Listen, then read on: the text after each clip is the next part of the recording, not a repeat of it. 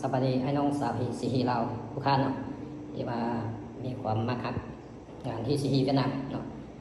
แล้วก็อันนี้เมื่อนี้เราก็สิมาเฮ็ดคลิปนะว่าใครขอข้องใจเนาะที่ว่าลูกค้ารายได้คนก็ยังสงสัยเนาะแต่ว่าบางคนก็อยากได้42เนี่ยแต่ว่าเป็นว่ามันนักเนาะแล้วเมื่อนี้เราสิมาสร้างให้เบิ่งตัวจริงเนาะแต่ว่ายกขึ้นสิ่งเบิ่งตัวจริงนำกันเนาะระหว่าง C2 Hop A ตัวนี้เป็น Hexago เนาะว่าน้ำหนักมันสิซำใดเนาะแต่ว่าHop A กับว่า Hexago ครับฟักตอร์นี่น้ำหนักก็สูสีกันมันจะบ่ลื่นกันเด้อเนาะน้ำหนักจะสูสีกันแล้วเดี๋ยวจะมาเบิ่งตัวจริงเนาะสำหรับ C2 เนาะ C2 ตัวนี้นึงยกใส่สิ่งเบิ่งนำกันเลยเนาะก็ว่าไปมันก็คือว่าบ่นั้นประมาณว่าบุคักมีแต่ว่าเบิ้งตัวจริงเหมือนกันตัวนี้อยู่3 โล 8 ขีดเนาะประมาณนี้3 โล 8เนาะแล้วตัว3 โล 8นี่มันจะประกอบใส่ทั้งอะลูเนาะอะลูตัวนี้ 0.42 เลยเราเป็นเราที่ว่าเรา5เกลียวสะโพก5เนาะตัวนี้เนาะเก็บเสียงเก็บเต็กเก็บมือยางท้ายประมาณนี้เนาะกล้อง BSA แต่ว่าน้ำหนักคืออยู่ซ้ำนี้เนาะน้ำหนัก3 โล 8 ขีดเนาะใส่ห้างอะลูเนาะจะประมาณนี้เนาะแล้ววันนี้C2 ใส่ห้างคาร์บอนเนาะข้างคาร์บอนกล้องก็เป็นกล้อง BSA คือกันเนาะอย่างประมาณนี้น้ำหนักคืออยู่3 โลก็ว่า4 ขีดเนาะตัวนี้ประกอบใส่เรา40คือกันคือกับตัวนี้แต่ว่าตัวนี้คืออยู่3 โล 8ตัวนี้คือ3 โล 4 ขีดประกอบตัวนี้เนาะอย่างประมาณนี้นะตัวนี้เป็นC2คือกันนะC2ใส่ห้างคาร์บอนกล้องน้ำหนักเลื่อนกันอยู่4 ขีดเนาะ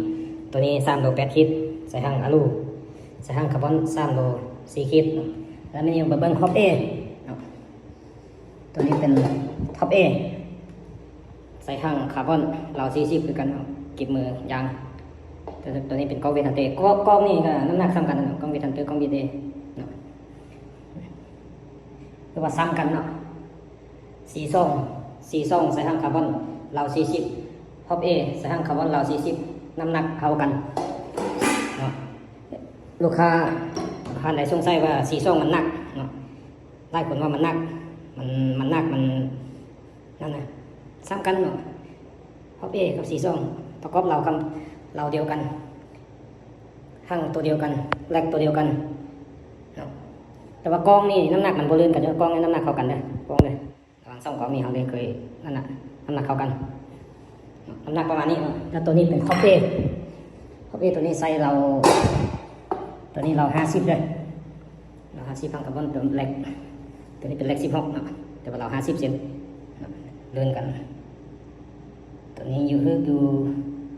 3 โล 6 ขีดเนาะประมาณนี้เนาะตัว40พึกอยู่3 โล 4ตัว50พึกอยู่3 โล 6 ขีดเนาะเลื่อนกันอยู่2 ขีดแม่นบ่ประมาณนี้เนาะเครื่องเนาะแล้วตัวนี้เป็นC2ตัวนี้ใส่เรา50เซนเลยใส่ห้างอะลูเนาะมันทึกอยู่เท่าใด3 โล 2 ขีดเนาะใส่กล้องก็ประมาณ 7-8 ขีดมันก็อีกประมาณนี้เนาะกันใส่เรายาวลึกอยู่เท่านี้ตัวนี้คือ3 โลกับ3 ขีดเบิ่งHexagoน้ำหนักHexagoมันสิซ้ำได้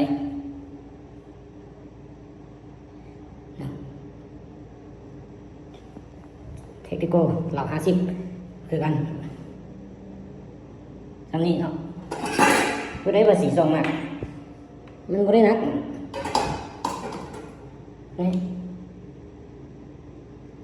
แต่ว่าแก้ก็ได้คาใจว่ามันหนักมันก็ได้นักเข้ากันเด้อลูกค้าเด้อC2 Hexago Hop Aมันก็ได้เลื่อนกันเนาะเอายกใส่สิ่งเบิ่งกันนะน้ำหนักจะประมาณนี้เนาะแต่ว่าประกอบคันเรายาวก็น้ำหนักก็เลื่อนกันอยู่2-3 ขีดเนาะประมาณนี้เนาะก็ใส่เรา ระหว่าง40กับ50ใส่ทางตัวเดียวกันกล้องตัวเดียวกันเทียบเส้นตัวเดียวกันเนาะ